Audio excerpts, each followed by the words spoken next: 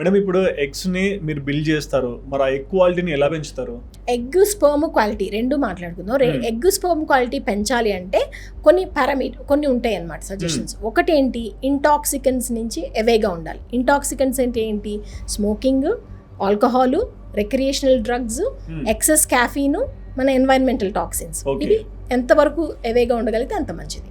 Second thing is good diet, very good diet. అంటే మనకి healthy diet అనేది తీసుకోవాలి. ఒక రీసెర్చ్లో మెడిటరేనియన్ డైట్ బెస్ట్ ఫర్టిలిటీకే వచ్చింది. మెడిటరేనియన్ డైట్ చూస్తే ఏముంది అంటే వాళ్ళు ఫిష్ 2 to 3 times తింటారు, లాట్ ఆఫ్ వెజిటబుల్స్ తింటారు, నట్స్ తింటారు, ఆలివ్ ఆయిల్ యూజ్ చేస్తారు, రెడ్ మీట్ అనేది చాలా తగ్గిస్తారు. ఎందుకు ఇది పాపులర్ అని చూస్తే మనకి అన్ని యాంటీ ఆక్సిడెంట్స్, ఇప్పుడు fish anti oxidant, veggies anti oxidant, nuts anti oxidant, olives anti oxidant. So మనం ఎంత యాంటీ ఆక్సిడెంట్స్ మన డైట్లో మనం కన్జ్యూమ్ చేస్తే అంత బాగా ఎగ్ అండ్ స్పర్మ్ క్వాలిటీ ఉంటుందన్నమాట. సో జంక్ అనేది అవాయిడ్ చేయడము, షుగరీ డైట్స్ అవి కొంచెం తగ్గించడము, ఇవి ఇంపార్టెంట్. థర్డ్ థింగ్ ఏంటంటే మనకి exercise, some form of exercise అనమాట. బాడీకి ఎవ్రీ 5 days a వీక్లో at least 30 minutes per day exercise అనేది చేయాలి. ఓకే, అండ్ ఆల్సో బ్రెయిన్కి ఇంపార్టెంట్. మన బాడీకి ఎలా అయితే ఎక్సర్సైజ్ ఇంపార్టెంటో మైండ్కి కూడా ఇంపార్టెంట్. మెడిటేషన్ నేను నా పేషెంట్స్ అందరికీ మెడిటేషన్ ప్రిస్క్రైబ్ చేస్తాను.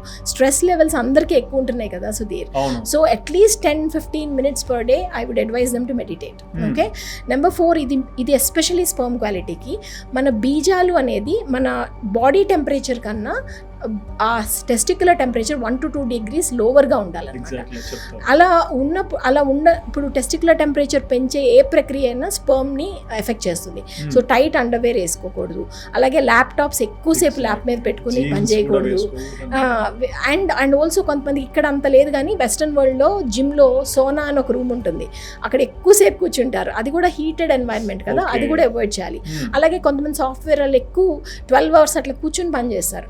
అలా కూర్చునే వాళ్ళు ఎవ్రీ 1 to 2 hours ఒక వాక్ చేసి వచ్చి కూర్చోమని చెప్తాను నేను.